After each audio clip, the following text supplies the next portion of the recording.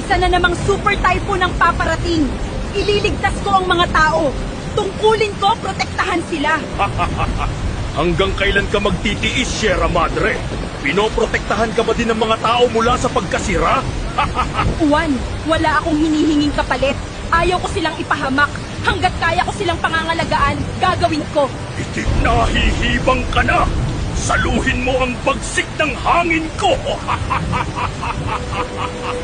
Titiisin ko hanggat makakaya ko. Ipaglalaban ko ang mga nasasakupan ko. Juan!